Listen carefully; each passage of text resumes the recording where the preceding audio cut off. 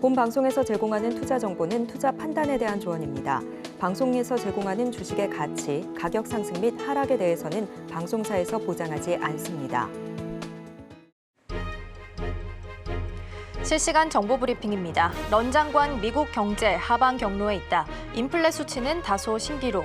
제닛 옐런 미국 재무부 장관이 미국의 물가 상승률에 대해 둔화 흐름을 지속할 것이라고 전망했습니다. 현지 시간 25일 옐런 장관은 이날 외신과의 인터뷰에서 미국 경제는 인플레이션이 하방 경로에 있다며 연준이 앞으로 몇 달 안에 기준 금리를 내릴 수 있을 것이라고 말했습니다. 옐런 장관의 발언은 미국 1분기 GDP 상승률 속보치가 이날 발표된 이후 나온 것입니다. 미국 1분기 성장률 물가 쇼크, S 공포에 금리 인하 12월로 밀리나. 미국의 올해 1분기 성장률이 예상보다 큰 폭으로 둔화됐지만 인플레이션은 가속화된 것으로 나타났습니다. 누적된 고강도 긴축으로 경제는 냉각되고 있음에도 물가는 상승폭을 확대하면서 스태그플레이션 공포가 고개를 들고 있습니다. 시장에서는 미 연준의 금리 인하 시점이 이제 9월이 아닌 11월 또는 12월로 늦춰질 수 있다는 관측이 나옵니다. 국채 금리는 급등했고 뉴욕 증시는 크게 하락했습니다. 원조 채권왕 빌 그로스, 테크주, 미국 국채 팔고 가치주 지켜야. 그로스는 현지 시간 25일 SNS X를 통해 지금은 테크주를 피하고 가치주를 고수해야 할 때라고 밝혔습니다. 그는 미국 명곡 아메리칸 파이에 나온 가사를 인용해 음악이 죽은 날이라며 미 국채 10년물 수익률이 4.75%로 이동하고 있다. 왜 국채를 보유하느냐고 썼습니다.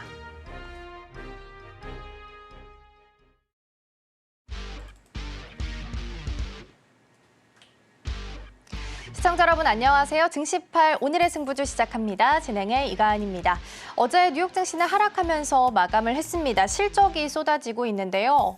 메타가 시간 외에서 급락하고 어제 정규장에서도 11% 넘게 하락을 했습니다. 알파벳과 마이크로소프트도 실적을 내놨는데요. 호실적이 나왔습니다. 특히 알파벳 같은 경우에는 처음으로 배당과 관련한 이야기가 좀 나오게 되면서 시간 외에서 급등하고 있고요. 인텔도 실적을 내놨는데요. 가이던스가 좀 부진한 것으로 나오게 되면서 시간 외에서 급락을 하면서 서로 좀 엇갈린 흐름을 보이고 있습니다. 경제 지표도 발표가 됐습니다. 1분기 GDP 속보치가 1.6%로 나왔습니다. 예상치가 2.5% 정도였기 때문에 대폭 좀 하회했다라고 볼 수 있겠고요. 1분기 PC는 3.4%로 나왔는데 1년 중에서 가장 높은 상승률을 기록한 것으로 나타났습니다. 그러다 보니까 스태그플레이션에 대한 우려가 좀 나오게 되면서 지수에는 하방 압력을 가하는 모습이었습니다. 오늘 밤에는 3월 PC 물가지수가 발표될 예정입니다. 이 부분까지 꼼꼼하게 함께 챙겨가시길 바라겠습니다. 자, 그럼 증시8 오늘의 승부주 힘차게 출발해 보도록 하겠습니다.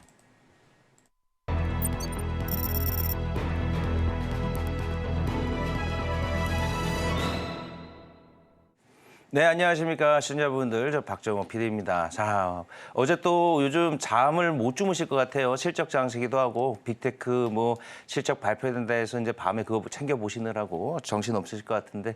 자, 일단 시장 얘기는 조금 이따 하고요. 어쨌든 우리의 이제 오늘의 승부주 어제 두 종목 나갔었죠. 이 두 종목이 또 어떠한 결과를 보여줬는지 일단 먼저 확인하시고요. 제가 볼 때는 수익률이 매우 좋았습니다. 먼저 유창현 대표님과 한번 확인해 볼까요? 네, 하루치 수익률입니다. 타이거 일렉 6.38%. 이거 좀 놀랄 수익률인데요. 많은 분들 다시 한번 고지드립니다. 이거 저희가 개편한 지 얼마 안 됐기 때문에 일주일 된 프로그램이고요. 매일 아침에 종목을 알려드리고 오후 방송에서 이제 수익률을 공개하는 좀 혁신적인 방송입니다. 어쨌든 6.38% 대단한 수익률을 거두셨고요. 다음 우리 김성규 전문가님 볼까요? 보합입니다. 어제 솔로스 첨단 소재 아직 수익률 발사하기까지 기름을 채우는 중인 것 같습니다. 조금만 기다리시면 될 것 같아요. 자, 그럼 일단 수익률이 높으셨던 우리 유창희 대표님한테 타이거 일렉에 대해서 좀 질문을 해야겠죠. 어떻게 대응할까요? 저는 더 갈 수 있다는 생각을 좀 하고 있어요. 어저께 사실은 하이닉스 상당히 좋은 실적을 발표했음에도 불구하고 시장이 좋지 못했죠. 그래서 시장이 뭐 5장으로 가서 들어. 그러니까 코스닥은 좀 버텨주는 모습이었지만 결국 5장이 1% 마감을 했고 코스피는 1.7% 마감을 했고요. 뭐 하이닉스, 삼성전자 모두 하락세를 보여줬는데 반도체가 다 약한 건 아니었어요. 하이닉스 향 혹은 뭐 관련된 기업들 충분히 강한 흐름들 좀 이어서 줬었고. 뭐 좀 일부 기판 관련된 종목군들 상승을 보여줬기 때문에 타이거 일렉도 아침에는 상당히 좋은 상승으로 하락 출발했지만 상승세를 보여줬었습니다. 그래서 제가 보기에는 오늘 뭐 반도체 관련된 종목군들 좀 기대감 계속 가져갈 수 있다고 본다라면 전 충분히 끌고 갈 수 있는 종목이 아닌가 판단하고 있습니다. 네, 일단 반도체 관련된 것은 제가 조금 이따 좀 질문을 드려야 될 것 같습니다. 어제 SK 하이닉스 보고 좀 놀랐는데. 자, 유창희 대표님 어쨌든 타이거 일렉 수익률 6.38이고요. 어제뿐만 아니라 지금 매일 두 분의 전문가분들의 이 종목들이 매일매일 승부가 나고 있거든요. 그래서 우리 시청자분들 처음 보신 분들이라면 앞으로 채널 고정하셔야 될 것 같습니다. 자, 그리고 우리 김성규 전문가님. 네. 솔루스 첨단 소재 무제 LG 엔솔 때문인가요? 지금 보합에서 끝났어요. 네, 제가 봤을 때는 일단 LG가 가장 큰 영향이 있는 것 같고 그럼에도 불구하고 제가 봤을 때는 솔루스 첨단 소재는 아직까지도 올라갈 수 있는 여지가 충분히 있다라고 보고 있고요. 지금 여기 봤을 때 떨어지긴 했지만은 이게 그래도 이 자리는 생각보다 나쁘지 않은 자리라고 보시면 되겠습니다.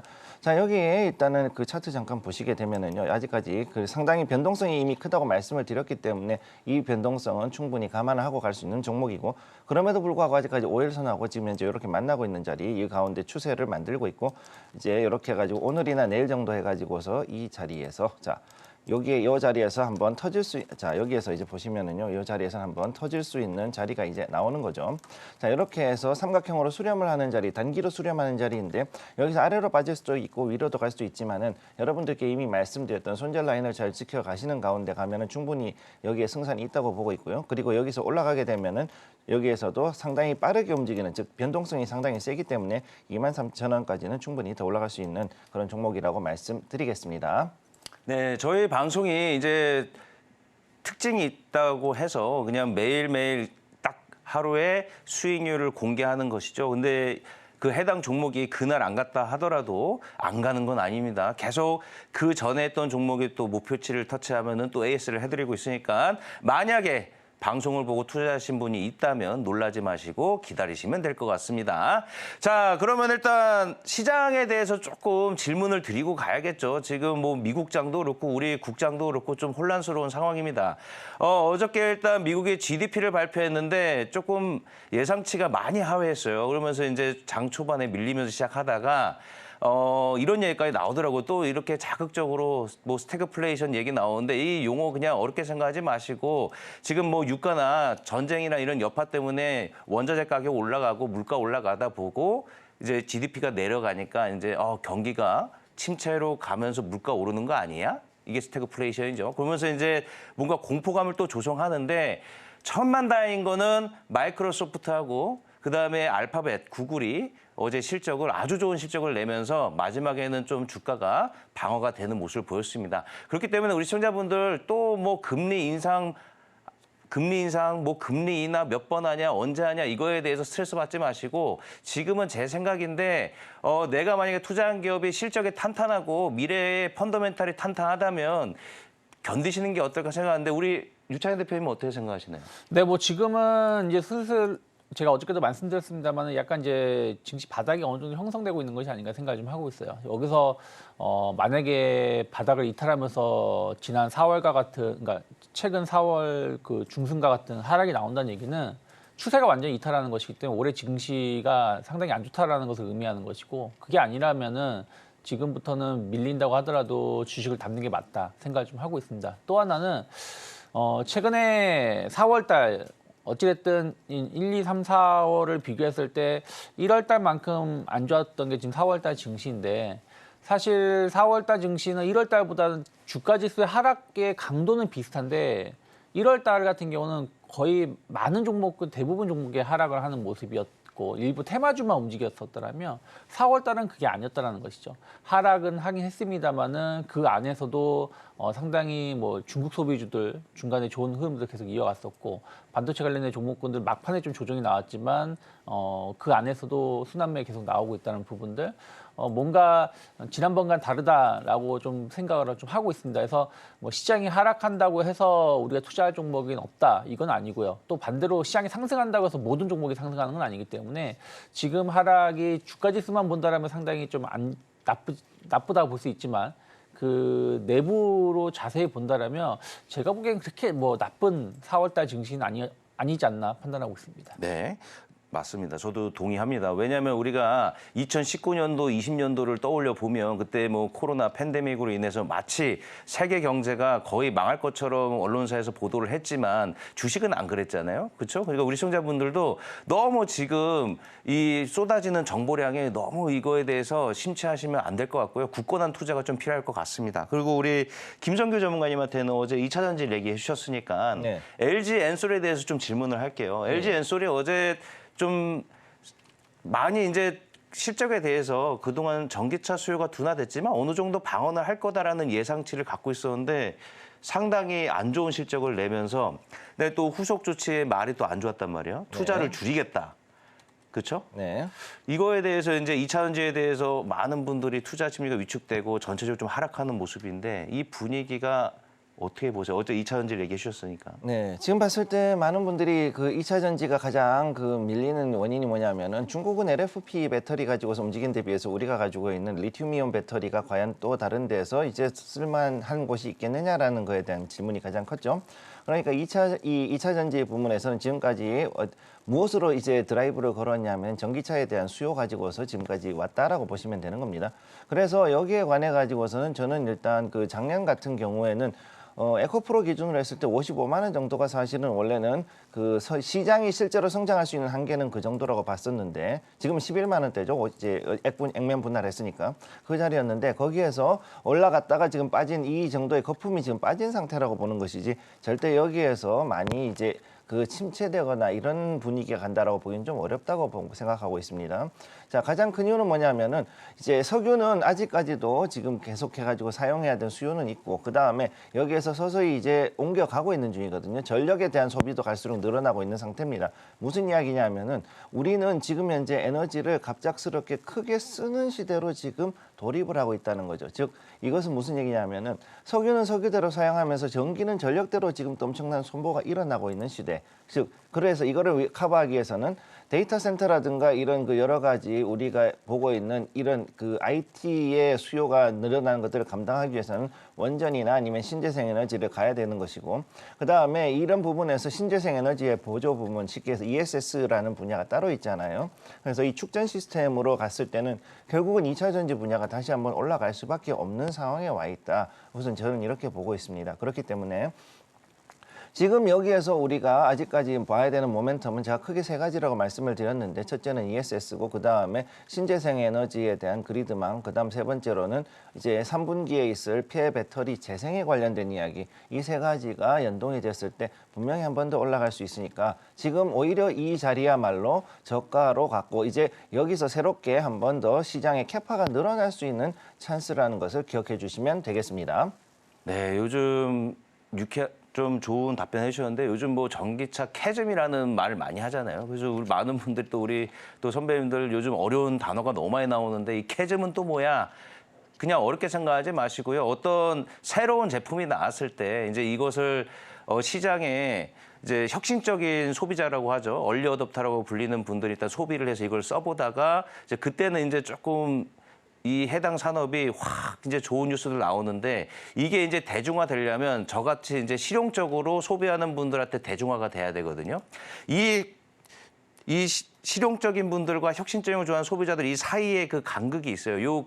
요 시기에 잠깐 둔화되는 모습을 보이는데 지금 전기차가 요 중간에 와 있다. 이것을 그냥 캐즘이라고 생각하면 되실 것 같고 그래서 이제 전기차가 한번 꿈을 먹고 올라가다가 이제 성적표를 내야 되잖아요. 이게 되려면 대중화가 돼야 되고 그러면 이제 실용적인 소비자들이 이 전기차를 받아들여야 되는데 이 사이에는 이제 당연히 잠깐 둔화되는 모습을 보이죠. 그래서 모든 산업 자체가 첨단 산업이 시작이 되면 거쳐야 되는 성장통이다. 이렇게 좀 생각하시면 됩니다. 그냥 성장통이라고 하면 되지 왜 이렇게 어려운 단어를 쓰는지 모르겠지만 앞으로 이런 용어들 궁금하다 하시는 분들 계속 질문 주시면 제가 답변해 드리도록 하겠고 이 말씀을 드린 이유가 이제 전기차 때문입니다. 그 우리 유창현 대표님한테 원래 두 가지 질문을 드리려고 그러는데 테슬라 있잖아요. 네.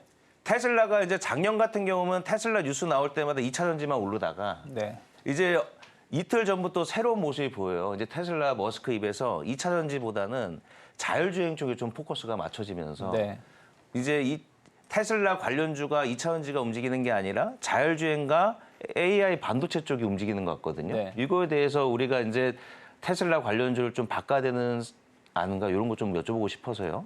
뭐 계속해서 자율주행은 이슈가 될 수 있다고 생각을 좀 하고 있습니다. 테슬라가 이번에 이제 그 모델, 저가 모델에 대한 인식이 있었습니다만 사실은 이거는 진짜 저가 모델인 것이 그러니까 새로운 완전 다른 제품인 것인지 아니면 작년처럼 배터리를 LF 배터리로 바꾸면서 가격을 낮추는 정도 수준인 건지 잘 모르겠어요. 하지만 일단은 나머지 부분, 예를 들어서 충전소 사업. 지금 미국 같은 경우는 테슬라 슈퍼차저로 다 통일되어 있는 거, 거의 통일되어 있는 거 아니겠습니까? 다른 브랜드 업체들도 테슬라의 충전 방식을 사용하겠다라고 하는 부분들이 있고요. 그리고 이제 자율주행이죠. FSD 관련해 가지고 계속 시장 선점하겠다. 그러니까 한마디로 이제 소프트웨어로 플랫폼을 이제 이끌어 가겠다라는 것이고 이것이 성공한다라면 뭐 어마어마한 수익을 얻을 수 있는 거죠. 왜냐하면 뭐 우리가 구글, 마이크로소프트는 보면은 윈도우 다 깔려 있는 거 아니겠습니까? 구글 같은 경우는 뭐 유튜브라든지 검색 시장 그리고 뭐 애플 같은 경우는 나름대로 그 고유의 영역을 확보하고 있는 것도 자기만의 고유의 소프트웨어가 있기 때문이죠. 그래서 이거에 대한 어떤 평가 때문에 지금 테슬라가 고평가를 받고 있는 거지 이거 아니면 솔직히 자동차만 본다라면 테슬라가 살 필요가 없죠. 그래서 이 부분에 대한 어떤 투자는 계속 확대될 가능성이 높다라고 평가를 하고 있고 그것이 성공할지 실패할지 모르겠지만 어쨌든 그러한 기류가 조금 더 이어진다는 것은 국내 증시도 최근에 좀 조금 안 좋았었던 자율주행 연초에 좀 좋았지만 그동안 좀 좋지 못했던 자율주행 조금 기대감 가져갈 수 있다 생각하고 있고요. 또 반도체는 뭐 계속해서 봐야 되지 않나 판단하고 있습니다. 네, 제가 이 질문 드렸던 부분 우리 유창현 대표님도 말씀해 주셨지만 요즘에 이제 너무 한쪽으로 쏠려 있다가 최근 이제 시장이 혼란스러워지면서 많은 분들이 이제 순환매 장세에 대응하기 위해서 여러 가지 업종을 찾고 계시잖아요. 그 중에 하나가 또 밸류업이지 않을까 싶은데 뭐 금융주나 음식료. 근데 제 생각에는 좀 길게 본다면 좀 성장주 안에서 좀 찾아보면 어떨까 해서 자율주행 섹터를 좀 여쭤봤던 거고요. 그다음에 우리 김성규 전문가님한테는 또 이제 자동차를 이어서 계속 가야 돼요. 왜? 어제 현대차가 또 역대급 실적을 냈잖아요. 네. 근데 거기서 이제 좀 열어보니 이제 현대차는 뭐 테슬라는 다르게 전기차 수요가 둔화된 것을 이제 고부가 차량이라고 해서 하이브리드 차량 판매량이 너무 올랐더라고요. 1분기 판매량이 60% 이상이 하이브리드 차인데 네. 현대차 어떻게 보세요? 이 전기차를 이겨내고 수요 둔화를 이겨내고 현대차 앞으로 2분기, 3분기 봤을 때 투자 어떻게 생각하시나요? 저는 일단은 굉장히 괜찮은 자리라고 보고 있는데 일단 고점에서 조금 떨어지니까 좀 불안해하신 분들이 계세요. 그거에 대한 건 잠깐 한번 보도록 할게요. 잠깐 현대차 보겠습니다. 현대차. 자, 현대차를 보시게 되면은 현재 이 자리가 굉장히 재밌는 자리예요. 자, 떨어졌다가 다시 올라갔죠. 여기 보면은. 자, 이렇게 떨어졌다가 다시 올라갔는데 조금 느리네요, 반응이. 자, 여기서 떨어졌다가 다시금 올라갔는데 자, 이런 식으로 지금 올라가고 있는 자리를 잡고 있고 그다음에 여기에 보면은 이렇게 해서 이 자리에서 지금 자, 23만 8,500원에서 25만 6천 원 사이에서 여기 횡보하는 라인을 지금 지켜가지고 가고 있는 모습을 볼 수가 있습니다. 자, 무슨 얘기냐면요. 지금 어느 정도는 이제는 현대차가 우리가 생각하는 것 이상으로 글로벌적으로 잘 먹히는 브랜드라는 거죠. 여러분들이 잘 모르시는 부분이 있을 수가 있는데 현재 글로벌 탑3 양산차 부문의 당당하게 현대기아차 그룹이 지금 현재 들어가 있는 상황이고요. 그다음 여기에 나와 있는 종목들을 보면은 나와 있는 그 차종들을 보면은 이게 굉장히 다양하게 가지고 있습니다. 내연기관차, 하이브리드, 그다음 전기차 세 가지를 다 온전한 라인업을 가지고 있고 거기다 수소차 라인업까지 가지고 있는 거는 사실상 토요타하고 그다음에 우리나라의 현기차 그룹,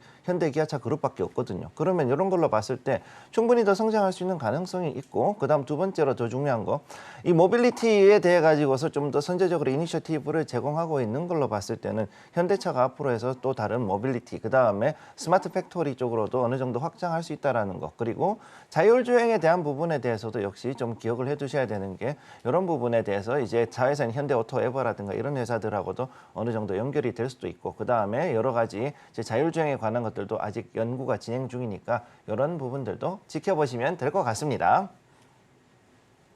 네, 또 실적 시즌이니만큼 조선주 관련해서 우리 유창희 대표님과 함께 좀 이야기 나눠볼게요. 삼성중공업을 승부주로 한번 주신 적이 네. 있잖아요. 근데 오늘 실적 발표가 예정되어 있습니다. 조선 빅3, 3사가 지금 13년 만에 동반 흑자가 기대된다라는 이야기 나오고 있고요. 실적도 잘 나올 것으로 보이긴 합니다. 네. 근데 어제 봤을 때 조선주도 실적 잘 나왔는데 조선주 좀 빠지고 기자재는 그나마 좀 플러스권이었던 종목들이 좀 보였던 것 같거든요. 오늘 어떤 흐름이 나오게 될지는 좀 봐야 되긴 하겠지만 그럼에도 불구하고 만약에 좀 빠지더라도 삼성중공업은 쭉 끌고 가도 되는 종목일까요? 네, 전 매력적이라 생각을 좀 하고 있어요. 그러니까 지금 어저께는 시장이 좋지 못했죠. 그러니까 시장이 좋지 못했다는 뜻이 뭐냐면 어떻게 보면 자라보고 놀란 것은 소뚜껑 보고 놀란다고 그 전날에 그러니까 수요일에 주가가 상당히 많이 올라왔던 것이 뭐냐면 테슬라가 급등하니까 미국장 폭등하겠지 하는 기대감으로 우리가 먼저 움직였는데 사실 미국장은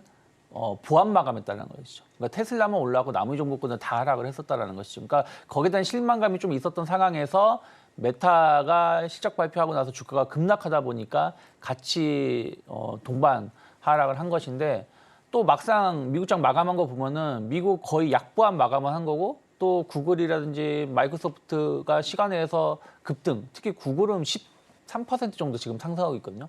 그러니까 또 나사선물이 급등하고 있는 부분들이 있습니다. 그래서 지금 이번 주 자체는 진짜로 하루하루가 냉탕 온탕이 계속 오갈 수밖에 없는 상황이었고 또 그 타이밍에 좀 이제 종목군들이 좋은 실적을 보여줘도 뭐 시장이 안 좋아서 하락을 했다고 보고 있어요. 근데 저는 삼성중공업 같은 경우 본다라면 뭐 크게 이번 최근 일주일을 본다라면 종가상 본다라면 그냥 거의 제자리 걸음입니다. 제자리 걸음이고 오늘 실적 이제 어떻게 보면 마지막이죠. 하나오션, 현대중공업, 삼성중공업인데 뭐 이러한 것들이 확인된다라면 저는 충분히 추가적인 상승 계속 5월, 6월 이어질 수 있지 않을까 판단하고 있습니다. 네, 실적 발표 이후에 추가적인 상승이 이어질 수 있을지 함께 보시면 좋겠습니다. 자, 그럼 먼저 오늘의 승부주 관련된 이슈부터 함께 확인해 보도록 하겠습니다. 네, 먼저 우리 유창희 대표님은 날개단 하이닉스 수혜주를 찾아라이고요. 김성규 전문가님은 다시 주목해야 하는 모바일 부품주 준비해 주셨습니다. 네, 먼저 유창희 대표님과 함께 이야기 나눠보겠습니다. SK 하이닉스가 지금 들어와 있습니다. 키워드에. 어제 실적 발표가 나왔는데 너무 잘 나왔어요. 사실 좋은 성적표를 받았는데 네. 혼난 기분이 좀 들었거든요. 그래서 SK가 아니라 이제 SK 수혜주를 봐야 되는 건가요?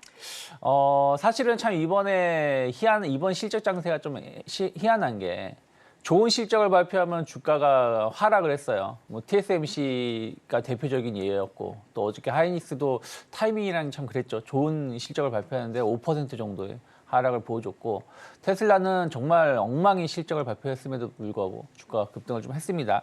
어저께 이제 하이닉스 실적은 다 이제 아실 거예요. 뭐 1분기 최대 매출 달성을 했고요. 영업이익도 최대 호황기였던 2018년 이후 두 번째로 높은 2조 2,800억 정도.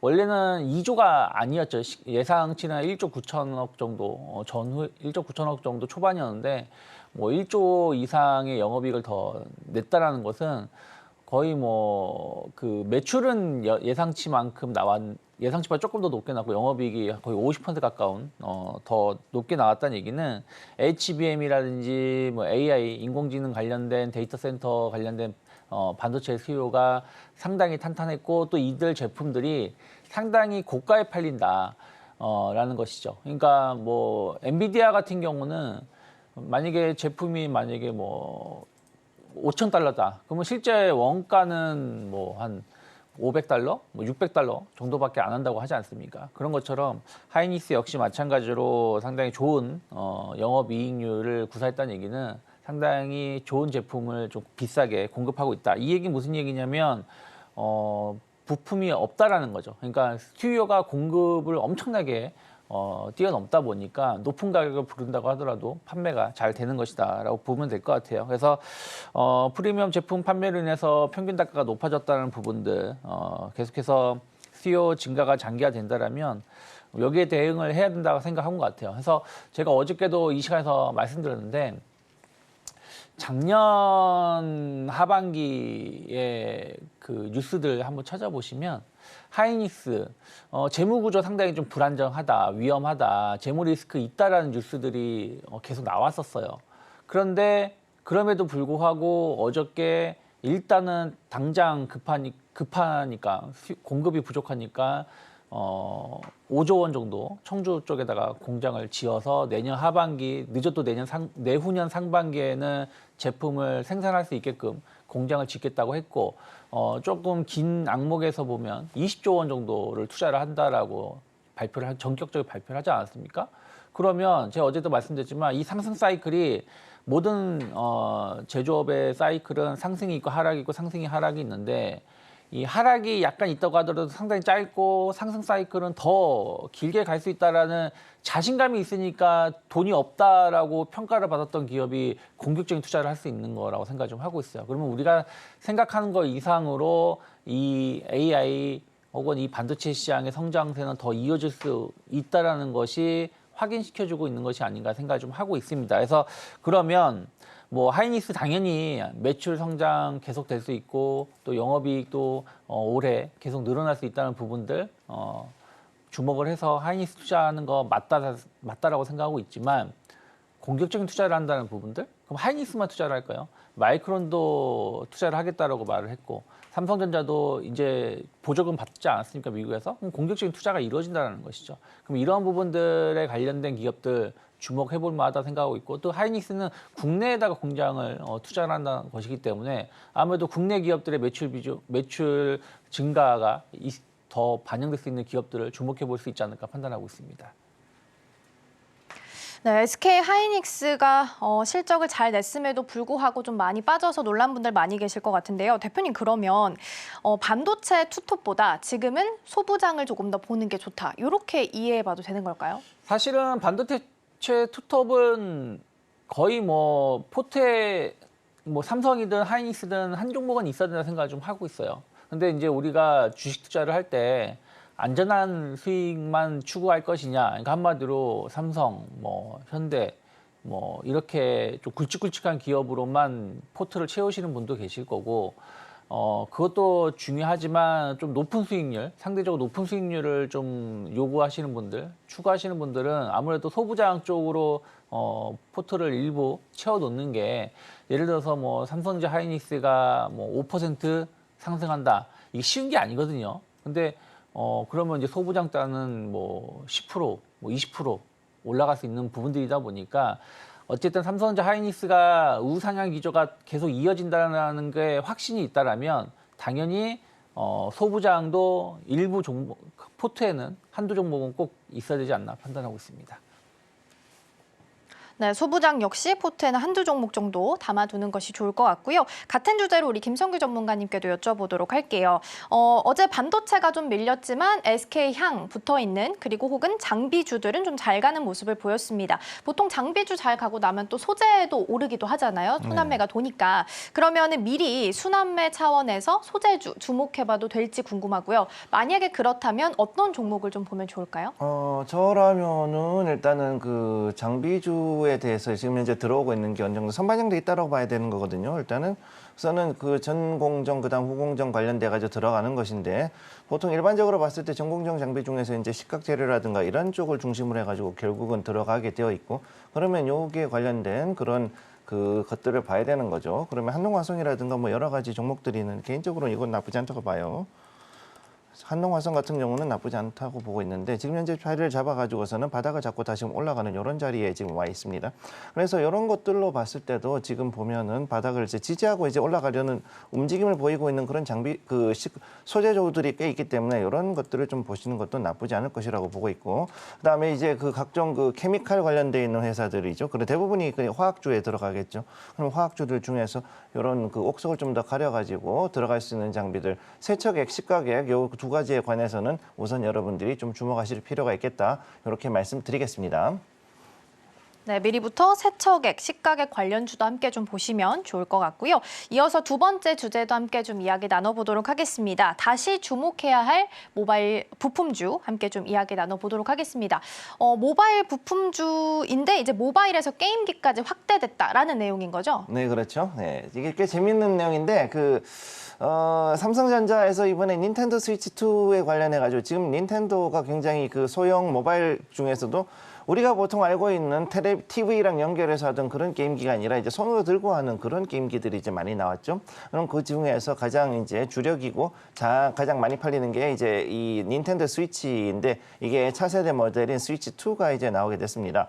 그러면 이 스위치 2에서 대부분 경우 상당히 놀라는 게 여기에서 그러면은 그 삼성전자에서 나오는 그 디스플레이라든가 아니면은 그쪽에 있는 메모리들이 상당히 많이 들어가고 거기에 또 다른 부품들이 또 여기에 상당히 들어갈 것이기 때문에 여기에 관련해 가지고 결국은 모바일 관련돼 있는 부품 관련주들이 상당히 들어갈 수밖에 없다라는 게 우선 첫 번째 이야기고요. 그리고 우리가 생각했던 거 이상으로 이런 그 게임기들의 최근 들어서의 매출들이 상당히 많이 늘어나고 있습니다. 그래서 보면 소니 엔터테인먼트라든가 아니면은 이런 그 닌텐도라든가 혹은 이제 마이크로소프트 엑스박스 X360이라든가 이런 것들이 지금 계속해가지고서는 각 지역을 중심으로 해가지고 북미면 북미, 그 다음에 이제 아시아 지역이나 다른 쪽을 중심으로 해가지고 퍼져 있는 것들을 볼 수가 있는 거죠.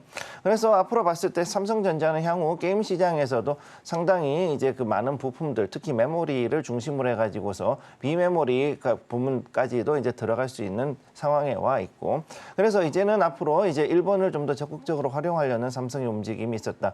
사실 이전부터도 삼성전자 같은 경우는 메모리 제조에 관련해 가지고서 여러 일본 협력 업체들하고 정기적으로 교류를 해왔던 것도 있고 이제 또 다시 거기에 대해 가지고서 좀 더 강하게 움직임이 나오고 있다라고 볼 수가 있겠습니다. 그렇기 때문에 현재 게임기 시장을 이제 이렇게까지 진출한다 그러면은 앞으로 우리가 생각했던 것으로 이상으로 또 다른 게임기를 어쩌면 삼성전자하고 그다음에 닌텐도라든가 다른 회사들이 공동 개발할 수 있는 그런 여지도 좀 남아 있다는 거를 좀 알아주시면 되겠고요. 그래서 지금 여기서 이게 왜 중요하냐면 IRA 즉 미국에서의 어떤 이제 인플레이션 감축법이 나와 있는 데서 대중국에 대한 그 제재들이 많이 나오고 있고 그다음에 중국과 관련이 되어 있는 업체들을 자꾸 그 제재를 하려는 움직임이 커지고 있는 가운데 여기에서 약간의 우회 통로로서 이제 일본을 좀 더 적극적으로 활용하려는 그런 움직임이 나오고 있다. 이런 거를 좀 보시면 되겠습니다.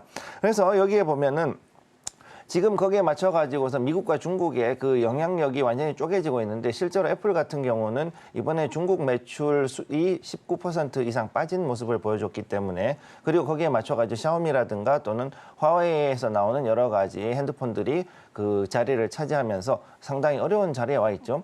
사실 애플도 상당히 많은 삼성전자 부품을 사용하고 있고 그다음에 디스플레이도 역시 우리 국산을 많이 쓰고 있다 보니까 이런 부분에 대해서 새로운 돌파구를 모색하다 보면은 결국은 일본 시장에 조금 더 집중을 할 수밖에 없지 않는가 이렇게 보고 있고 지금 보통 일반적으로 봤을 때 아이폰이 보통 한 9월 정도면은 신제품을 출시를 하고 있죠. 그러면은 여기에 맞춰 가지고서 물론 이제 그 짱저우 공장이 중국에 있는 공장이라든가 아니면은 이제 타이완에 있는 다른 쪽에 있는 공장들, 폭스콘 공장들을 가지고 갈 수도 있겠지만은 여기에서 이제 또 다른 문제는 뭐냐면 이제 지금부터 해가지고 초도 물량을 뽑아내야 되는 시기가 왔단 말이죠. 그러면 대충 지금 정도면 다음 달이나 혹은 6월 정도면은 거의 대부분 들어가야 될 부품이 어느 정도 확정이 되고 그러고 나면은 여기에 대해서 추가로 이제 주문이 발주가 들어갈 수가 있는데 혹은 지금 이제 서서히 발주가 들어가는 부품들도 있을 거예요. 그러니까 그런 부분에 대해서 이제 부품 관련 종목들을 좀 봐야 될 필요가 있다. 특히나 이제 중요한 거는 삼성전자 같은 경우 갤럭시 와치 그다음에 S24 울트라 지금 현재 나와 있는 것들도 있지만은 차세대 모델에 대해서도 역시 이런 부품들이 좀 더 수급이 더 많이 들어갈 수 있고 그다음에 또 현재 또 중국향의 기종들을 이제 중저가형으로 지금 또 출시를 하고 있다라는 이런 뉴스들도 나오고 있는 걸로 봤을 때는 삼성전자가 앞으로 모바일 부문에서 영향을 더욱더 강화하면서 동시에 또 다른 영역으로 좀 더 넓혀가는 모습을 볼 수가 있겠습니다. 따라서 이제는 우리가 봐야 되는 게 모바일이라는 것이 한계가 우리가 생각하는 핸드폰이나 아니면 패드, 그다음에 노트북의 영역에서 벗어나서 이제는 또 다른 영역으로까지 얼마든지 퍼질 수 있다는 것을 기억을 해주시면 되겠습니다. 네, 중간에 화웨이 이야기 좀 해주셔서 관련해서 질문 하나만 좀 드려볼게요. 최근 중국 좀 흐름을 보면 자국산 부품 사용하는 게 좀 유행인 것 같아요. 화웨이폰 같은 경우도 현지에서 D램, 낸드 부품 다 자국산을 사용했는데 1분 만에 완판이 됐다고 해요. 그러면 사실 굳이 다른 국가 걸 사용할 필요 없이 계속 자국산을 사용하게 될 것 같은데 그러면 국내 기업한테는 좀 악재로 작용하는 건지 아니면 별개로 좀 바라봐도 괜찮은 건지 궁금하거든요.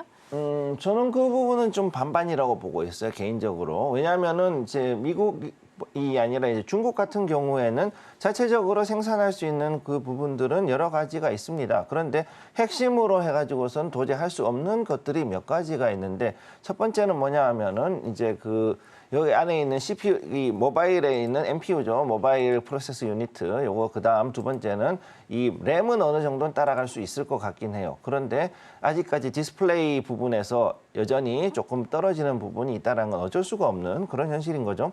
자, 그러면은 사람들이 일단은 그 핸드폰을 썼을 때 가장 중요한 게 뭐냐면 속도하고 그다음에 화면인데 그럼 이 두 가지에서 과연 이걸 따라갈 수가 있겠냐 했을 때는 아직까지는 조금 따라가기 어려울 수가 있다. 특히 5G, 6G 그 단계까지 올라갔을 때 여기에 대한 여기에 대해 가지고서는 그 전체적인 시스템 처리 능력은 아직은 좀 떨어지는 상태니까 아마 LTE 정도 수준으로 돌아가는 그런 폰은 여전히 아마 중국에서 많이 소비가 될 것이고 그럼 거기에 맞춰가지고 결국은 어느 정도는 성능이 다운그레이드가 되고 그만큼 싼 종목 그런 기종들을 중심으로 해가지고서 다시 공략을 하는 그런 전략을 세우지 않을까 그렇게 보고 있습니다.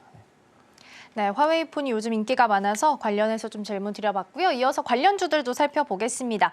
SK 하이닉스 향 붙어 있는 수혜주들 찾아보겠습니다. 어떤 종목들 좀 자리하고 있을까요? 네, 일단은 뭐 공장을 짓는다라면 뭐 클린룸이라든지 뭐 이런 부분들이 계속 그 수요가 높을 수밖에 없다 생각을 좀 하고 있어요. 그리고 관련된 공장 관련된 전기 배선이라든지 또 반도체 같은 경우는 특수가스를 사용을 많이 하거든요. 근데 특수가스에 사용되는 이 관간 이런 것은 일반 관간하고 다릅니다. 왜냐하면 가스라는 게 성분에 따라서 이 노출되는 게 다 빈도가 다 다르기 때문이죠. 그래서 그런 부분들 관련해 가지고 강점을 갖고 있는 게 한양 ENG입니다. 그래서 한양 ENG 같은 경우 뭐 삼성이든 하이닉스든 투자를 확대를 했을 때 관련돼서 수혜를 입을 수 있다 생각 좀 하고 있고요.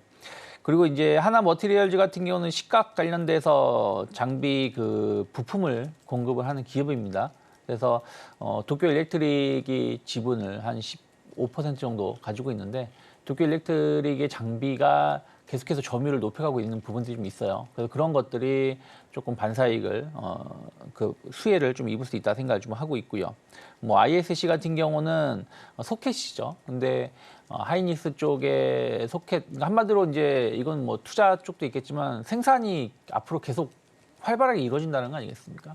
그런 것들이 소켓 수요를 확대할 수 있고 또 ISC는 관련돼서 수혜를 입을 수 있다는 부분들 또 최근에 유리기판 관련해 가지고도 ISC가 좀 이슈가 좀 있기 때문에 좀 최근에 조정이 나왔지만 상당히 가격적인 메리트 충분히 있을 수 있다 생각을 좀 하고 있고요. 뭐 유진테크라든지 DIT 최근에 유진테크 보시면 그 지난 2월 달에 약간 특허 소송 좀 이슈가 있었습니다만은 주가는 오히려 상승세를 보여주고 있고요. 또 DIT 같은 경우도 상당히 장비 수요 증가에 대한 어떤 기대감으로 최근 주가가 계속해서 우상향하고 있기 때문에 저는 뭐 이런 장비주들 꾸준하게 관심을 가져가야 되지 않나 판단을 좀 하고 있습니다. 네, 공장 증설 모멘텀과 관련해서 장비주들부터 함께 좀 살펴보시면 좋을 것 같고요. 이어서 모바일 부품주도 함께 좀 보도록 하겠습니다. 모바일 부품주라고 하면 어떤 종목들이 좀 자리하고 있을까요? 일단은 여러 가지 종목들이 있는데 이제 보시게 되면은 이제 세코닉스부터 일단 한번 보도록 하죠. 이렇게 이제 약간 횡보하고 있는 이런 종목들도 나쁘지 않은 자리에 있고 여기에서 보시게 되면은 여기에 이 자리 자. 7,100원대하고 8,300원대에서 현재 횡보하고 있는 모습 보여주고 있지만 이 자리도 충분히 앞으로 위로 올라갈 수 있는 자리에서 바닥 다지고 있는 모습 보여주고 있다 이렇게 말씀드릴 수가 있겠고요. 그 다음으로 이제 업트론텍 한번 보겠습니다. 업트론텍은 여기서 이제 자 여기 보면은 아래로 하방으로 내려오다가 이제 서서히 올라가고 있는 종목들 이런 식으로 올라가고 있는 자 원형 바닥을 서서히 만들려고 하고 있죠. 그런 가운데 여기에서 이제 파동을 자 표본 파동 하나씩 만들고 있습니다. 레퍼들을 하나, 둘. 셋 이런 식으로 해서 가고 있는데 서서히 이제 올라가고 있는 모습 보여주고 있죠. 이런 것들도 나쁘지 않다 이렇게 보고 있고 그 다음에 여기에 또 이제 나오는 것들 인탑스 같은 경우도 지금 이렇게 떨어지고 있는데 이런 경우는 사실은 여러분들이 잡지 않는 게 좋습니다. 오히려 여기서 꺾어져 올라오고 있기 때문에 좋을 수도 있겠지만은 여기 61선이 완전히 꺾여 있기 때문에 이 자리는 조금 잡기가 어렵고 사실 인탑스 같은 경우도 지금 제가 봤을 때는 아직은 그렇게 강하게 올라가기에는 조금 기다려야 되는 그런 종목이라 보고 있고요. 그 다음에 BH 같은 경우는 이제 61선 따라가고 있고 이렇게 그래서 여기에서 이제 이 그동안 못 올라가고 있는 종목들 중에서 61선을 기준으로 여기 녹색에 있는 61선을 기준으로 해가지고서는 거래할 수 있는 종목이 어떤 건지를 잘 확인할 필요가 있겠습니다. 그리고 이런 가운데 제가 봤을 때 좀 나쁘지 않은 종목이다라고 보면 이제 요건데요. Y솔인데 이렇게 해서 지금 이제 바닥을 잡고선 서서히 올라가고 있는 종목이죠. 기술적으로 봤을 때는 이제 어느 정도 접근을 이제 해도 나쁘지 않은 상황이다. 즉 산업적으로 봤을 때 전체적으로는 모바일의 부품들은 지금부터는 서서히 이제 그 뭐라 그럴까 오더를 받는 시기에 돌아왔다고 보고 있기 때문에 여기에 맞춰 가지고서 이제 여기에 차트들을 움직일 거라고 보고 있습니다. 따라서 여기에 따라서 이제 좀 더 움직일 수 있는 좋은 종목들을 찾아주시는 게 좋고 그럼 이렇게 보면은 모바일 관련 종목들 중에서 이제 특히나 그 MLCC라든가 여러 가지 특수한 캐패시터 관련돼 있는 부분들 그 다음에 또 여기에 관련돼 있는 또 다른 필름이라든가 FPCB 관련된 종목들을 중심으로 해서 이렇게 봐주시면 되겠습니다.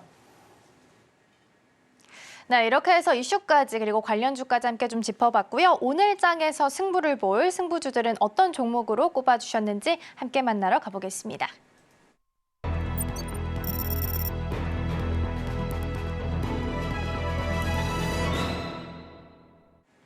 네, 오늘 장에서 주목해보면 좋을 승부주 함께 확인해 보겠습니다. 화면으로 함께 보시죠.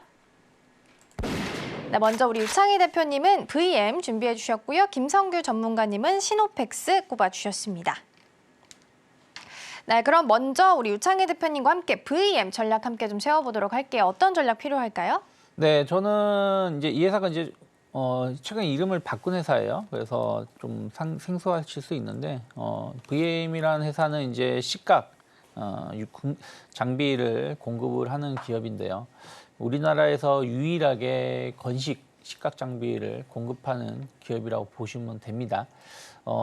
이제 이 반도체 공정에서 습식이 있고 건식이 있는데 이제 습식에서 좀 건식으로 계속 넘어오는 과정이죠. 왜냐하면 계속 고난도 제품을 만들수록 좀 건식 제품이 조금 더 불량률이란 이런 것들이 좀 적기 때문이죠.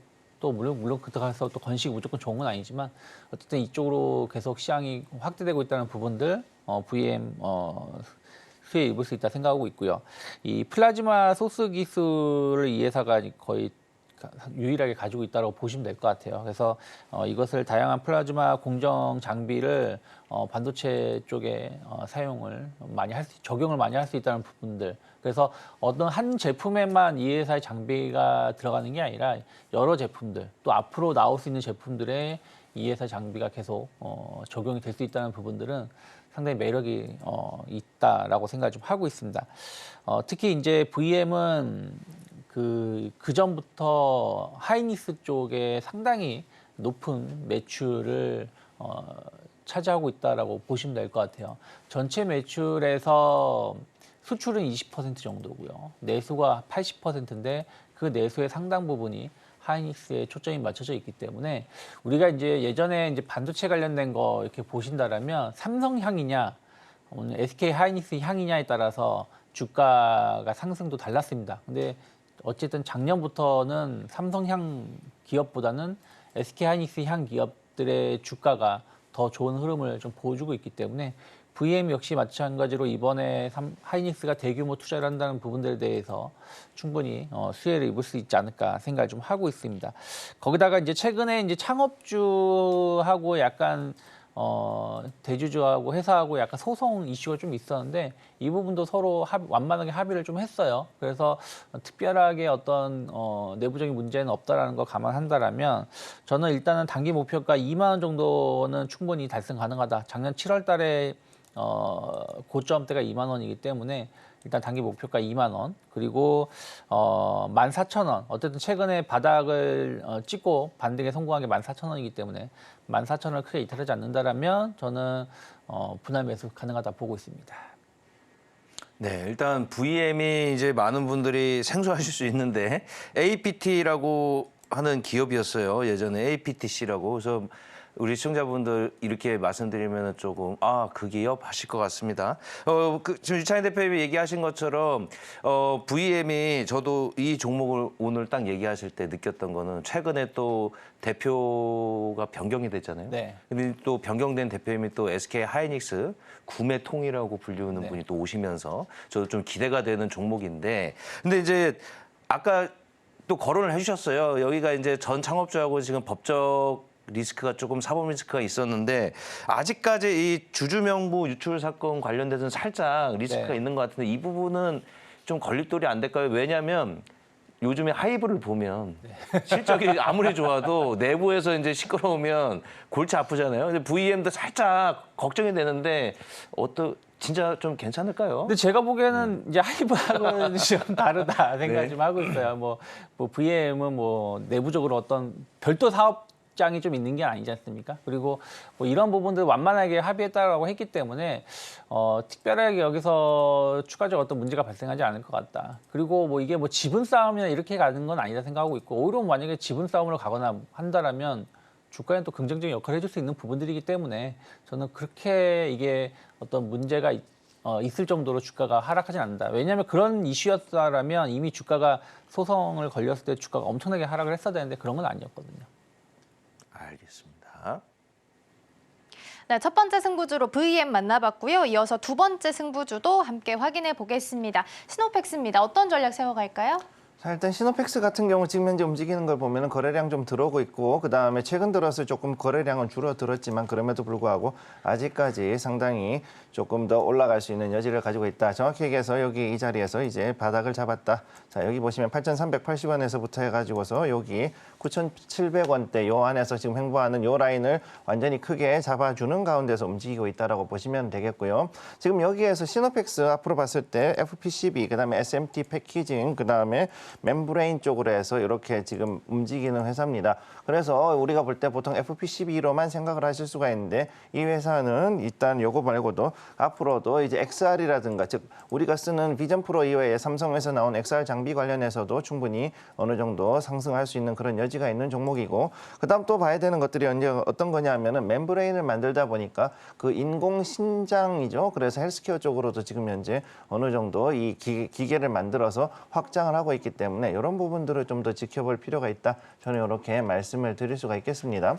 관련해서 일단 시노팩스 자리를 보시게 되면은 이제 상승을 좀 하고 난 다음에 여기에서 상단에서 약간은 횡보하고 그다음 튀어오르려고 했다가 여기서 이제 좀 꺾어진 자리인데 지금 이 자리를 보면은 굉장히 좋은 자리예요. 지금 여기에서 과연 어디로 갈 것이냐, 위로 가느냐 아래로 가느냐 이 자리 지금 굉장히 좀 중요한 자리인데 만약 오늘 여기에서 튀어 올라갔을 경우 9,800원을 넘었었을 경우에는 단기 목표가 13,000원대까지는 충분히 올라갈 수 있을 것이다라고 지금 보고 있고 손절 라인 여기서 제가 7,100원 잡아드렸습니다.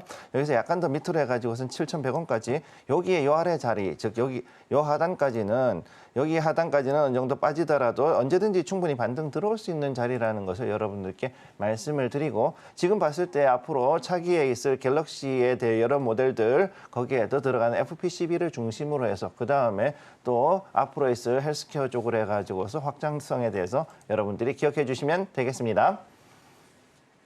네, 두 번째 종목은 시노펙스 살펴봤습니다. 엑셀 장비 수혜도 남아있으니까요. 보시면 좋겠습니다. 목표가 13,000원 제시해 주셨습니다. 오늘의 승부조 만나봤고요. 저희는 방송 마무리하기 전에 오늘 방송 핵심 내용 다시 한번 확인해 보겠습니다.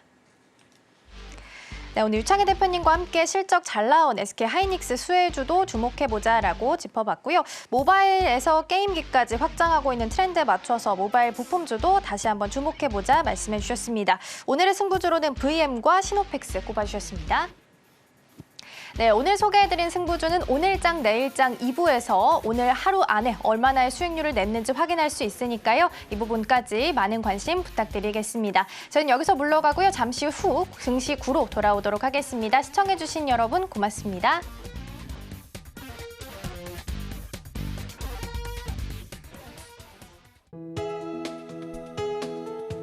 본 방송에서 제공하는 투자 정보는 투자 판단에 대한 조언입니다.